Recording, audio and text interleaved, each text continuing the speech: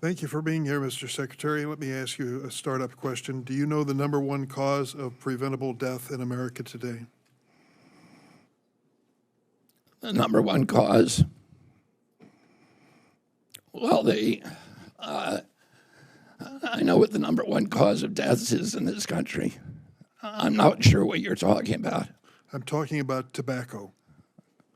You fired the head of the CDC's Office of Smoking and Health and eliminated their efforts from your budget. Hundreds of employees at FDA's Tobacco Center, including the director, have been let go. If we are genuinely concerned, and I believe you are, about the health of America and making it better, something as basic as the number one preventable cause of death is not served by that kind of dismissal.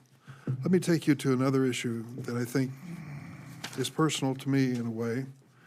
It reflects a tragic situation involving ALS. A friend of mine named Brian Wallach used to work in the Obama White House. And Brian met his wife-to-be, Sandra Abravaya, who was my press secretary. They married. When their second daughter was born, Sandra came home from the hospital to learn that her husband had ALS. Brian and Sandra have been fighting a battle now for 8 years. He's still alive. He can no longer walk or talk, but he has hope. He loves his family, and he's hoping that something will break through in ALS that gives him a chance for a future. Please explain to Brian and Sandra and their 2 young daughters why you've canceled ALS grants at institutions across this country and why you think research for diseases like ALS should be cut by 40% next year. Senator, I don't know about those cuts. I will have to, I don't know if that's true. I don't know if those were part of the rifts, in which case the people were not fired, but they were put on administrative leave. The issues that you're talking about are issues that are important to me: tobacco, ALS, and I know you have a passion for congenital heart disease as well. Those are all issues that I'm deeply concerned with, and I'm happy to meet with you at any time and talk about the programs and what we can do to make them better.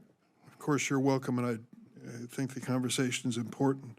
But I want to remind you, on April 1st, 10 laboratory heads at National Institute of Neurological Disorders and Strokes received their layoff notices. They were all PhDs and senior investigators. They're not administrators, whatever that might be. They were running intramural labs at NIH. If you have your way, they'll all be gone on June 2nd. Science magazine reported 25 of 320 physician researchers at NIH's Internal Clinical Center are leaving, and the number of patients treated in the hospital has been reduced by 30%. 3 grants involving ALS and dementia work at Northwestern University in Illinois have been paused. One looking at how to stop the buildup of damaged proteins, another looking at cellular mechanisms that can be drug targets. Just last week, an ALS researcher at Harvard had his grant cut that was using AI to accelerate the reversal of ALS symptoms. Brian Wallach is waiting for a cure. He is not giving up. His source of hope is this research that you unfortunately are terminating. How can we possibly address his concerns and give hope to people across the country who are suffering for so many diseases when our government is cutting back on that research? As I said, Senator, I do not know about any cuts to ALS research, and I'm happy to meet with you. I just read them to you. I will have to go and talk with Jay Bhattacharya and find out what the rationale was for those cuts. I just don't know about them until you told me about them at this moment. There are many things that concern both of us about the state of public health in America. And questions you've raised, I think, are legitimate questions, many of them, that I want to follow through. I want to know the honest scientific answer to these questions. And I want to make this point. Cutting medical research is giving up on the future. You can't do that. These families are counting on you, Secretary, and counting on your department to do this research. It gives them hope to live another day.